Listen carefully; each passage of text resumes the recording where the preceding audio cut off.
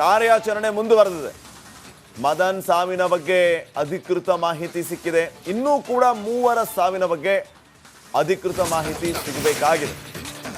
ಘಟನೆಯಲ್ಲಿ 4 ಮಂದಿ ಮೃತಪಟ್ಟಿರುವಂತಹ ಸಾಧ್ಯತೆ ಅನುಮಾನ ಈಗ ಕಾಡ್ತಾ ಇದೆ. 4 ಜನ. ಮದನ್ ಸಿಂಗ್ ಸಜೀವ ದಹನಗೊಂಡಿರುವ ಬಗ್ಗೆ ಅಧಿಕೃತ ಮಾಹಿತಿ ಇದೆ.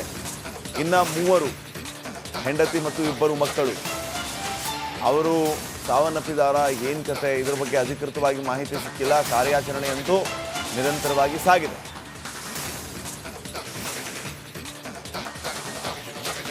ಹೋಪ್ಸ್ ಏನು ಅಂತಂದ್ರೆ ಅವರು ಬದುಕುಳಿದಿರಲಿ ಅಂತ, ಹೇಗಾದರೂ ಒಂದು ಮಿರಾಕಲ್ ಆಗಿ ಆದರೂ ಅವ್ರ ಪಾಪ ಬದುಕುಳಿದಿರಲಿ. ಆದರೆ ಇಂಥ ಚಾನ್ಸಸ್ ತೀರಾ ಕಡಿಮೆ. ಈ ಮಟ್ಟಿಗೆ ಬೆಂಕಿ, ಈ ಮಟ್ಟಿಗೆ ಹೊಗೆ, ಎಲ್ಲೂ ಎಕ್ಸಿಟ್ಟು ಆಪ್ಷನ್ಸು ಇಲ್ಲ. ಕೀ ಬೇರೆ ಹಾಕ್ಕೊಂಡು ಹೋಗಿದ್ದಾರೆ ಇವರು. ಅವ್ರು ಹೊರಗಡೆ ಬರೋದಕ್ಕೂ ಸಾಧ್ಯ ಇಲ್ಲ. ಬೆಂಕಿ ಕಣ್ಣು ಮುಚ್ಚಿ ಕಣ್ಣು ಬಿಡೋದ್ರೊಳಗೆ ಇಡೀ ಮನೆಯನ್ನೇ ಆವರಿಸ್ಬಿಟ್ಟಿದೆ. ಪಾಪ ಭಾರಿ ಬೇಜಾರಾಗುತ್ತೆ. ಈ ರೀತಿಯೆಲ್ಲ ದುರಂತ ಅಂತ್ಯ ಕಾಣುವಂಥದ್ದು. ಚಿಕ್ಕ ಚಿಕ್ಕ ಮಕ್ಕಳು ನೋಡಿ, ಅಗ್ನಿಶಾಮಕ ಸಿಬ್ಬಂದಿ ಅವರು ಸ್ಥಳಕ್ಕೆ ಬಂದಿದ್ದಾರೆ. ಇವರು ನಿರಂತರ, ನಿನ್ನೆ ಯಾವಾಗ ಬೆಂಕಿ ಕಾಣಿಸ್ಕೊಂಡಿದೆಯೋ 6 8 ವಾಹನಗಳು ಬಂದಿವೆ. ಪಾಪ ಅಗ್ನಿಶಾಮಕ ಸಿಬ್ಬಂದಿಯವರು ಕೂಡ ನಿರಂತರವಾಗಿ ಕಾರ್ಯಾಚರಣೆಯನ್ನು ನಡೆಸ್ತಾನೆ ಇದ್ದಾರೆ. ಇನ್ನೂ ಕೂಡ ಬೆಂಕಿ ಹತೋಟಿಗೆ ಬಂದಿಲ್ಲ. ದಟ್ಟವಾದ ಹೊಗೆ ಬಿಲ್ಡಿಂಗಿಂದ ಆಚೆ ಬರ್ತಾನೆ ಇದೆ.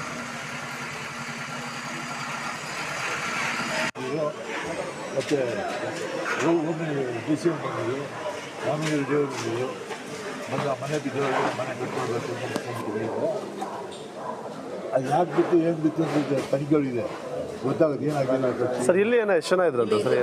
ಸುಮಾರು ನನಗೆ ಗೊತ್ತಿರೋ 4 ಜನ ತಿರೋಗಿದೆ ಅಂತ ಹೇಳ್ತಾ ಇದ್ದಾರೆ. ಇವಾಗ ಎಲ್ಲ ನೋಡಿ, ಇಲ್ಲಿ ನಮ್ಮ ಕಾರ್ಪೊರೇಷನು ಕಮಿಷನರು ಮತ್ತು ಪೊಲೀಸ್ ಕಮಿಷನರ್ ಎಲ್ಲ ಬರ್ತಾರೆ. ಇದು ಅಷ್ಟೇ, ಇದಕ್ಕೇನೋ ವ್ಯವಸ್ಥೆ ಮಾಡಬೇಕು. ನಿನ್ನೆ ಸುಮಾರು 40 ಜನಕ್ಕಲ್ಲಿ ಊಟದ ವ್ಯವಸ್ಥೆ ಮಾಡಿ, ಚೋಟಿ ಮಾಡಿ ಎಲ್ಲ ನಮ್ಮ ಯುವರಾಜ್ ಅವರು ಮಾಡಿಟ್ಟಾರೆ. ಇಲ್ಲಿ ಏನು ಪ್ರಾಬ್ಲಮ್ ಇದೆ, ನಾವು ಸಾಲ ಮಾಡೋಕ್ಕೆ ಅವ್ರಿಗೆ ಏನು ಸಹಾಯ ಬೇಕೋ ಮಾಡ್ತೀವಿ. ಏನಿತ್ತಂತ ಸರ್? ಇಂಪಾರ್ಟೆಂಟ್ ಏನಂದರೆ ಚಿಕ್ಕದಾಗಿ ಎಲ್ಲ ಬೆಂಕಿ ಸಣ್ಣ ಪುಟ್ಟ ಸಮಸ್ಯೆಗಳಾದರೂ ಇಲ್ಲಿ ಪ್ರಾಬ್ಲಮ್ ಆಗೋದು. ಫೈರ್ ಆಕ್ಸಿಡೆಂಟ್ ಅವಾಗವಾಗ ಆಗ್ತಾ ಇರ್ತವೆ. ಈಗ ಇದು ಫೈರ್ ಆ್ಯಕ್ಷನ್ ಬಿದ್ದಾಗ ಅದನ್ನು ತಪ್ಪಿಸ್ಬೇಕು ಅಂದರೆ ಅದು ಭಾಳ ದೊಡ್ಡ ಕ್ರಮ ತಗೋಬೇಕಾಗ್ತದೆ. ಇಲ್ಲೇನಾಗಿದೆ, ಆ ಕಾಲದಿಂದ ನೋಡ್ತಾ ಇದ್ದೀವಿ, ಫ್ಲೋರು ಪ್ಲಾನ್ ಏನೋ ಬಿಲ್ಡಿಂಗ್ ಬರ್ತಾ ಇರ್ತದೆ. ಇವೆಲ್ಲ ಇರುತ್ತೆ ಭಾಳ ತೊಂದರೆ. ಬ್ಯಾಕ್ ಆಗಲ್ಲ. ನಾನು ಇದೆ ಕಟ್ಟಿ ಇದೆಲ್ಲ ಕಟ್ಟಿ ಅದು ಹೊರ ರಾಜ್ಯದಿಂದ ಬರ್ತಾ ಇಲ್ಲ, ಏನು ಇಷ್ಟ ಬಂದು ಬರ್ತಾ ಇದ್ದಾರೆ. ತಪ್ಪಿಸ್ಬೇಕು. ಓಕೆ, ಇವಾಗ ನಮ್ಮ DCM ಅವರು ಹೇಳಿದರೆ ಮುಂದೆ ಕಟ್ಟಿಗೆ ಬಿಡೋದ ಅಂತ, ಅದು ಮಾಡಿದ್ರೆ ಭಾಳ ಒಳ್ಳೆಯದು. ಸರಿ ಸರ್. ಮತ್ತು DCM ಬಂದಿದ್ದು, ರಾಮನಗರ ದೇವರು ಬಂದಿದ್ದು, ಮನೆ ಬಿದ್ದವರಿಗೆ ಮನೆ ಕಟ್ಕೊಳ್ಬೇಕು ಅಂತ. ಅದು ಯಾಕೆ ಬಿತ್ತು, ಏನು ಬಿತ್ತು ಅಂತ ತನಿಖೆಗಳಿದೆ, ಗೊತ್ತಾಗುತ್ತೆ ಏನಾಗಿಲ್ಲ ಸರ್. ಇಲ್ಲಿ ಏನೋ ಎಷ್ಟು ಜನ ಇದ್ರಂತ ಸರ್? ಸುಮಾರು ನನಗೆ ಗೊತ್ತಿರೋ 4 ಜನ ತಿರೋಗಿದೆ ಅಂತ ಹೇಳ್ತಾ ಇದ್ದಾರೆ. ಇವಾಗ ಎಲ್ಲ ನೋಡಿ, ಇಲ್ಲಿ ನಮ್ಮ ಕಾರ್ಪೊರೇಷನು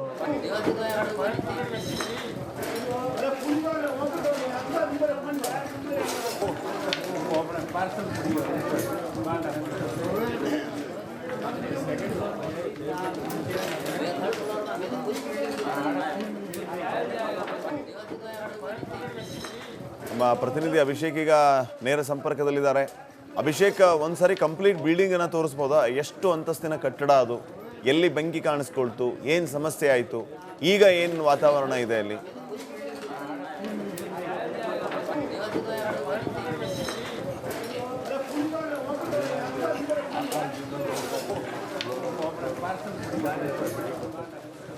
ಪಾಟೀಲ್ರೆ, ಮೊದಲನೇದಾಗಿ ರಿವರ್ಸ್ ಆರ್ಡರ್ ಇಂದ ಬರ್ತೀನಿ. ಈ ಸದ್ಯದ ಮಟ್ಟಿಗೆ ಇಲ್ಲಿರುವಂತಹ ಚಿತ್ರಣವನ್ನು ತೋರಿಸ್ತೇನೆ. ಆ ಒಂದು ರಸ್ತೆಗೆ ಯಾರು ಕೂಡ ಹೋಗದಂತೆ ಈಗ ಬ್ಯಾರಿಕೇಡಿಂಗ್ ವ್ಯವಸ್ಥೆನ ಪೊಲೀಸರು ಮಾಡ್ಕೊಂಡಿರುವಂತದ್ದು. ಸುತ್ತಮುತ್ತ ಇರುವಂತಹ ಸ್ಥಳೀಯರಾಗಿರ್ಬೋದು, ವ್ಯಾಪಾರಿಗಳಾಗಿರ್ಬೋದು, ಈ ಸದ್ಯದ ಮಟ್ಟಿಗೆ ಆ ಒಂದು ಕಟ್ಟಡವನ್ನ ನೋಡೋದಕ್ಕೆ, ಪ್ರಾಬಬ್ಲಿ ಅಲ್ಲಿ ಹೊರಬರುವಂತ ಶವಗಳನ್ನ ನೋಡೋದಕ್ಕೆ ಇನ್ಯಾವುದೇ ಅಂಗಡಿಗಳನ್ನ ತೆಗೆಯದಂತೆ ಮುಂಜಾಗ್ರತಾ ಕ್ರಮವನ್ನ ಈ ಸದ್ಯದ ಮಟ್ಟಿಗೆ ಪೊಲೀಸರು ಈ ಒಂದು 3-4 ಕನೆಕ್ಟಿಂಗ್ ರೋಡ್ಗಳನ್ನ ಸೆಕ್ಯೂರ್ ಮಾಡ್ಕೊಂಡಿರುವಂಥದ್ದು. ಯಾವ ವ್ಯಕ್ತಿಗೂ ಕೂಡ ಇಲ್ಲಿ ಅಂದ್ರೆ ಅವಶ್ಯಕತೆ ಇಲ್ಲದಂತ ವ್ಯಕ್ತಿಗಳಿಗೆ ಈ ಒಂದು ರಸ್ತೆಗೆ ಅನುಮತಿಯನ್ನ ನಿರಾಕರಣೆ ಮಾಡಿರುವಂಥದ್ದು. ಇದ್ರ ಜೊತೆಗೆ ಎಲ್ಲಿ ಘಟನೆ ನಡೆದಿರೋದು ಅಂತ ನೋಡಿದಾಗ ಮಸ್ತಾನ್ ಸಾಬ್ ಲೇನ್ ನಲ್ಲಿ ಬರ್ತೇವೆ. ಧರ್ಮರಾಯ ಸ್ವಾಮಿ ದೇವಸ್ಥಾನದಿಂದ ನೇರವಾಗಿ ಬಂದು ಲೆಫ್ಟ್ಗೆ ತಿರುಗಬೇಕಾಗುತ್ತೆ. ಅದ್ರ ಜೊತೆಗೆ ಮತ್ತೊಂದು ಸ್ವಲ್ಪ ಮುಂದೆ ಬಂದು ಬಲಭಾಗಕ್ಕೆ ತಿರುಗಿದಾಗ ಈ ಒಂದು ರಸ್ತೆಯಲ್ಲಿ ಬಲಗಡೆ ಭಾಗದಿಂದ ಅಂದ್ರೆ ಈಗ ನಮ್ಮ ಕ್ಯಾಮರಾ ಪರ್ಸನ್ ಮಂಜುನಾಥ್ ಅವ್ರು ಏನ್ ತೋರಿಸ್ತಾ ಇದ್ದಾರೆ ಆ ಭಾಗದಿಂದ ನಾವು ಈಗ ಯಾವ ಬಿಲ್ಡಿಂಗ್ ನ ಕಿಟಕಿ ತೋರಿಸ್ತಾ ಇದೀವಿ, ಎಲ್ಲಿಂದ ಹೊಗೆ ಬರ್ತಿದೆ, ಅದು ಬಲಭಾಗದಲ್ಲಿರುವಂತಹ 3ನೇ ಬಿಲ್ಡಿಂಗ್ ಆಗಿರುವಂತದ್ದು. ಅದರ ಜೊತೆಗೆ ಗ್ರೌಂಡ್ ಪ್ಲಸ್ 3 ಫ್ಲೋರ್ಗಳು ಇರುವಂತ ಒಂದು ಕಮರ್ಷಿಯಲ್ ಬಿಲ್ಡಿಂಗ್ ಇದಾಗಿತ್ತು. ಪ್ಲಾಸ್ಟಿಕ್ ಮ್ಯಾಟ್ಗಳಿರ್ಬೋದು, ಒಂದಿಷ್ಟು ಎಕ್ವಿಪ್ಮೆಂಟ್ಗಳಿರ್ಬೋದು, ಅದ್ರ ಜೊತೆಗೆ ಅಲಂಕಾರಿಕ ವಸ್ತುಗಳಿರ್ಬೋದು, ಇಂತಹ ಅಂಗಡಿ ಹಾಗೂ ಗೋದಾಮು ಇಲ್ಲಿ ಇತ್ತು ಅನ್ನೋ ಒಂದು ಮಾಹಿತಿ ಲಭಿಸಿರುವಂಥದ್ದು. ಅದ್ರ ಜೊತೆಗೆ ಕಮರ್ಷಿಯಲ್ ಕಾಂಪ್ಲೆಕ್ಸ್ ಆಗಿದ್ದಂಥ ಬಿಲ್ಡಿಂಗ್ನಲ್ಲಿ 3ನೇ ಫ್ಲೋರ್ನಲ್ಲಿ ಮದನ್ ಕುಮಾರ್ ತನ್ನ ಪತ್ನಿ ಸಂಗೀತ ಹಾಗೂ ಇಬ್ಬರು ಮಕ್ಕಳ ಜೊತೆ ವಾಸ ಇದ್ರು. ಈ ಸದ್ಯದ ಮಟ್ಟಿಗೆ ಬೆಳಿಗ್ಗೆ ಸುಮಾರು 3 ಗಂಟೆ ವೇಳೆಗೆ ಮನೆಯ ಕೆಳಭಾಗದಿಂದ ಒಂದಿಷ್ಟು ಏನೋ ಸುಟ್ಟಂತ ವಾಸನೆ ಬರ್ತಿದೆ ಅಂತ ಮದನ್ ನೋಡೋದಕ್ಕೆ ಬಂದಂತ ಸಂದರ್ಭದಲ್ಲೇ ಆತ ಹೊರ ಬರುವಂತ ಸಂದರ್ಭದಲ್ಲಿ ಮನೆಯ ಬಾಗಿಲನ್ನ ಲಾಕ್ ಮಾಡಿ ಬಂದಿದ್ರು ಅನ್ನೋ ಮಾಹಿತಿ ಇರುವಂತದ್ದು.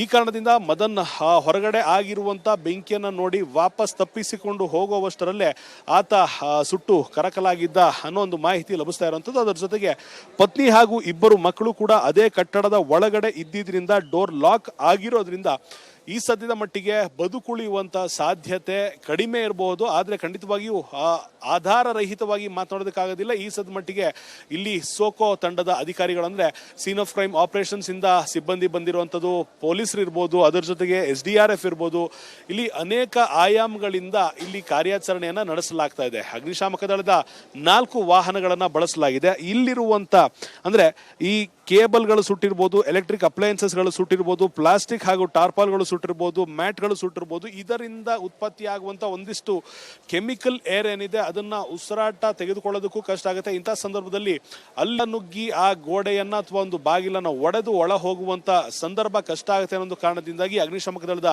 ಸಿಬ್ಬಂದಿ ಏನಿದ್ದಾರೆ ಆಕ್ಸಿಜನ್ ಸಿಲಿಂಡರ್ ಅನ್ನ ಬಳಸಿ ಮಾಸ್ಕ್ ಅನ್ನ ಧರಿಸಿ ಒಳಗೆ ಹೋಗಿ ಅದನ್ನ ತೆಗೆಯುವಂತ ಪ್ರಯತ್ನದಲ್ಲಿ ಮಗ್ನರಾಗಿರುವಂತದ್ದು. ಸುಮಾರು 4 ಗಂಟೆಯಿಂದ ಇಲ್ಲಿಯವರೆಗೂ ಅಗ್ನಿಶಾಮಕ ದಳದ ಸಿಬ್ಬಂದಿ ಕಂಟಿನ್ಯೂಸ್ ಆಗಿ ಈ ಒಂದು ಬೆಂಕಿಯನ್ನ ನಂದಿಸುವಂತ ಕೆಲಸವನ್ನ ಮಾಡ್ತಿದ್ರು ಕೂಡ ಇನ್ನೂ ಹೊಗೆ ಕಾಣಿಸ್ಕೊಳ್ತಾ ಇದೆ ಎಂದಾಗ ಒಂದಿಷ್ಟು ಎಸೆನ್ಸ್ ಆಫ್ ಬೆಂಕಿ ಇರಬಹುದು ಅನ್ನೋ ಒಂದು ಪ್ರಾಕ್ಟಿಕ್ಯಾಲಿಟಿಯಲ್ಲಿ ನಾವು ಗಮನಿಸಬೇಕಾಗತ್ತೆ. ಇದ್ರ ಜೊತೆಗೆ ಸುತ್ತಮುತ್ತ ಇರುವಂತ ಅಂಗಡಿ ಮಾಲೀಕರಿಗೂ ಮನೆ ಮಾಲೀಕರಿಗೂ ಕೂಡ ಆತಂಕ ಇರುವಂತದ್ದು. ಯಾಕಂದ್ರೆ 4 ರಿಂದ 5 ಗಂಟೆಗಳಾದ್ರೂ ಕೂಡ ಇನ್ನೂ ಈ ನಂದಿಸುವ ಕಾರ್ಯ ಮುಂದುವರಿತಾ ಇದೆ. ಇದ್ರ ಜೊತೆಗೆ ಇನ್ನೂ ಯಾರೆಲ್ಲ ಇದ್ದರು ಮನೆಯ ಒಳಗಡೆ, ಪ್ರಾಬಬ್ಲಿ ಯಾರಾದ್ರೂ ಗೆಸ್ಟ್ಗಳು ಬಂದಿದ್ರಾ, ಸಂಬಂಧಿಕರು ಬಂದಿದ್ರಾ, ಅಥವಾ ಯಾರಾದ್ರೂ ಊಟ ಮಾಡೋಕೆ ಬಂದಿದ್ರಾ, ಇಲ್ಲೇ ವಾಸ ಇದ್ರೆ, ಈ ಒಂದಿಷ್ಟು ಅಂಶಗಳಿಗೆ ಈಗ ಆ ಒಂದು ಕಟ್ಟಡದ ಕಿಟಕಿಯನ್ನ ಒಡೆದು ಒಳ ಹೋದ ನಂತರವಷ್ಟೇ ಗೊತ್ತಾಗುವಂಥದ್ದು. ದೃಶ್ಯದಲ್ಲಿ ನಾವು ತೋರಿಸ್ತಾ ಇರುವಂಥದ್ದು ಯಾವ ಭಾಗದಿಂದ ಹೊಗೆ ಬರ್ತಿದೆ ಆ ಒಂದು ನೇರವಾದ ಅಥವಾ ಲೈವ್ ದೃಶ್ಯಾವಳಿಯನ್ನ ಈ ಸದ್ಯದ ಮಟ್ಟಿಗೆ ನೋಡ್ತಾ ಇರುವಂಥದ್ದು. ಮತ್ತೊಂದು ಭಾಗದಲ್ಲಿ ಮದನ್ ಮೃತದೇಹವನ್ನ ಈ ಸದ್ಯದ ಮಟ್ಟಿಗೆ ವಿಕ್ಟೋರಿಯಾ ಆಸ್ಪತ್ರೆಗೆ ರವಾನೆ ಮಾಡಲಾಗಿದೆ. ಇನ್ನ ಬದುಕುಳಿದಿರುವಂತ ಸಾಧ್ಯತೆ ಕಡಿಮೆ ಇರೋದ್ರಿಂದ ಇನ್ನೂ 3 ವ್ಯಕ್ತಿಗಳ ಶವಗಳು ಹೊರ ತರಬೇಕಾಗಿದೆ. ಇದಾದ ನಂತರ ಒಂದು ಅಫಿಷಿಯಲ್ ಸ್ಟೇಟ್ಮೆಂಟ್ ಸ್ಥಳೀಯ ಪೊಲೀಸರಿಂದ ಆಗಿರ್ಬೋದು, ಅಗ್ನಿಶಾಮಕ ದಳದಿಂದ ಸಿಗುವಂಥದ್ದು. ಮತ್ತೊಂದು ಕಡೆ ಖಂಡಿತವಾಗಿಯೂ ಈ ಒಂದು ಗಾಳಿಯಿಂದ ಖಂಡಿತ ಒಂದಿಷ್ಟು ಕುಟುಂಬಗಳಿಗೆ ಸಮಸ್ಯೆ ಆಗಬಹುದು. ಈ ಕಾರಣದಿಂದ ಅಂಗಡಿ ಮುಂಗಟ್ಟುಗಳನ್ನು ಕೂಡ ಇವತ್ತು ತೆಗೆಯುವಂತ ಸಾಧ್ಯತೆ ಕಡಿಮೆ ಇರುವಂಥದ್ದು. ಈ ರಸ್ತೆಯ ಆಜುಬಾಜು ಅನ್ನೋದಕ್ಕಿಂತ ಈ ಒಂದು ಪೆರಿಮೀಟರ್ನ ಸುಮಾರು 100 ಮೀಟರ್ ಅಂತರದಲ್ಲಿರುವಂಥ ಅಂಗಡಿ ಮುಂಗಟ್ಟುಗಳು ತೆಗೆಯುವಂಥ ಸಾಧ್ಯತೆ ಕಡಿಮೆ ಇರುವಂಥದ್ದು ಪಾಟೀಲ್ರೆ. ಬಟ್ ಇನ್ನೇನು ಪ್ರಾಬಬ್ಲಿ ಇಲ್ಲಿ ನಡೀತಾ ಇರುವಂಥ ವೇಗವನ್ನು ನೋಡಿದಾಗ ಇನ್ನೇನು 3/4 ಗಂಟೆ ಅಥವಾ 1 ಗಂಟೆಯ ಒಳಗಡೆ ಈ ಒಂದು ಕಾರ್ಯಾಚರಣೆ ಪೂರ್ಣ ಪ್ರಮಾಣದಲ್ಲಿ ಸಮಾಪ್ತಿಯಾಗುವಂಥ ಸಾಧ್ಯತೆಯನ್ನು ನಾವು ಈ ಸದ್ಯದ ಮಟ್ಟಿಗೆ ನೋಡ್ತಿರುವಂಥದ್ದು ಪಾಟೀಲ್ರೆ. ಓಕೆ, ಥ್ಯಾಂಕ್ ಯು ಮಾಹಿತಿಗಾಗಿ.